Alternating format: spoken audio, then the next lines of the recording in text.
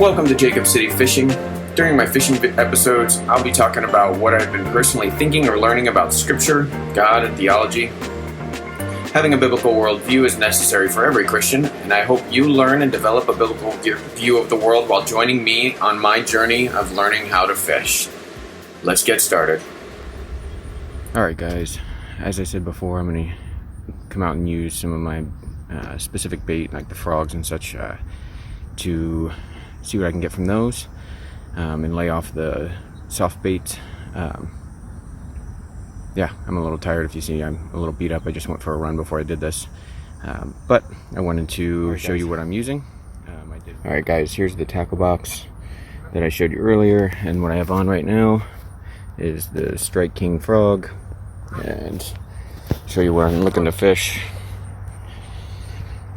It's pretty clear water. A lot of lily pads right here. I'm going to try it out and see what type of movement it has. I'll do some shots as I fish as well. So, as you can hear all the geese. It's a beautiful place. Here, do a little panorama and let you guys see what it looks like. This is Sterling Lake. Alright. I want to show a little bit about what this frog does. Sorry for the poor video quality, but I forgot my other camera, so you can see it moving out there. Just trying to hop it like a real frog or swim it like a real frog. This is the Strike King.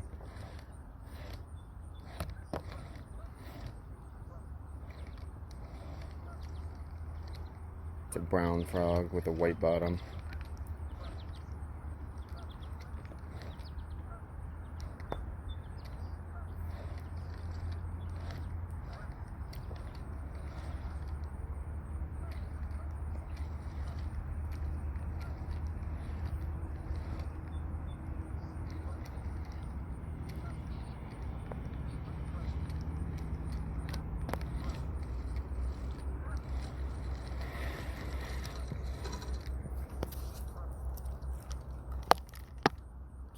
Look.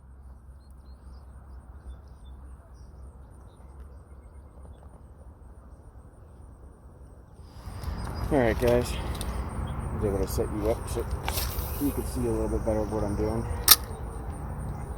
Hopefully I'll get something on this, or I'm going to trade out the frog and try another one. Again, this is the Strike King. It's a dark brown with a white bottom.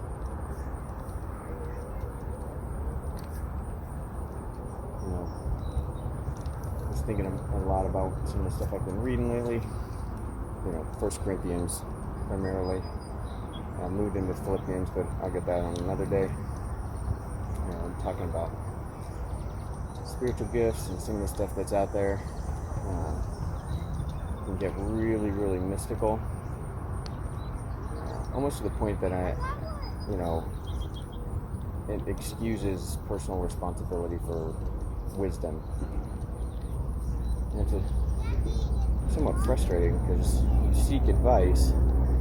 I'm not meaning to point anybody out or anything, but you seek advice, and instead of getting advice or thoughtful responses, you get, God will open a door, God will close a door, in God's timing, which, to some degree those things are true, but also when you're just asking for prayer or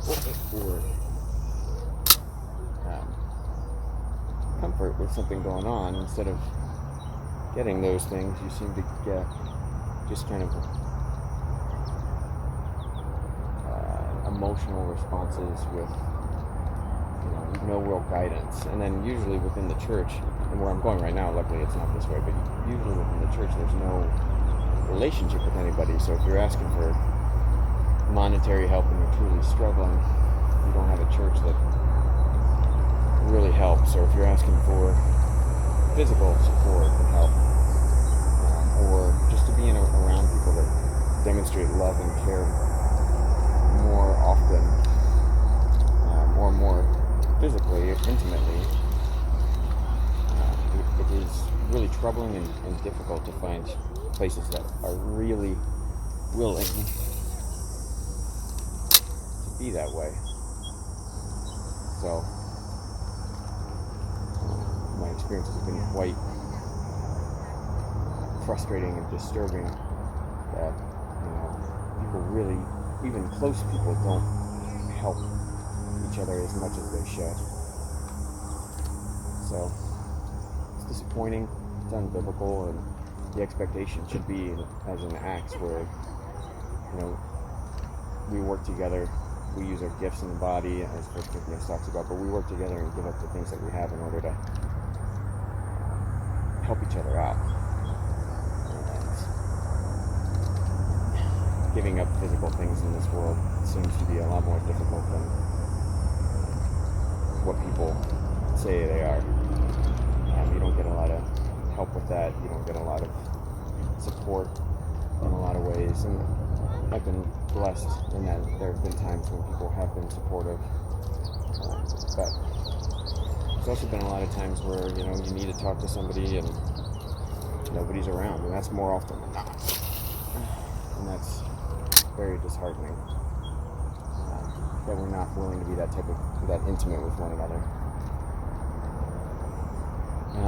And then the use of the gifts in the church, either you get the one extreme where there aren't any, or you get the other extreme where they're there, but they're highly mystical or redefined,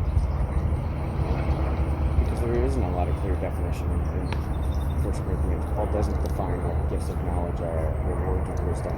You can surmise from what it says what those things are. It's not like we have a dictionary of Pauline biblical terms from Paul in Scripture. Book of definitions or something like that. We work hard to try to figure those things out, but to some degree we have to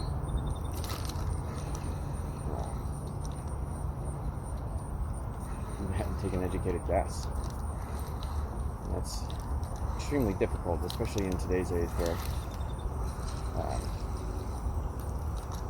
we want clear assistance, not just emotions, or we want resolution, we want answers. A lot of the time people just want to feel good and they want to escape, but they don't want true resolution for their answers, or if they are seeking true help and assistance, they just don't get it. And Paul makes clear in 1 Corinthians, particularly 12 and 13, that the gifts are to be used in the body to edify the body. And there are other gifts that edify the self, but those are supposed to be prioritized as not lower in importance, but lower in ability to edify the body without other gifts involved. And it's disheartening the way some things are used today. And adding on that, it's not that I don't believe that God can't speak or that gifts aren't true. Obviously, I do, but I would say that when God speaks, the biblical examples that we have aren't. The typical one is, the still small voice, but that's one time. We're not talking still small voices. We're talking. Usually it has to do with guidance of the day and guidance through our lives. And I'm not talking about that. The Bible's pretty clear on how to live our life. We have a will and responsibility, and God has given us the wisdom to be able to take care of those things. So, I think I am going to change this frog out to a different frog.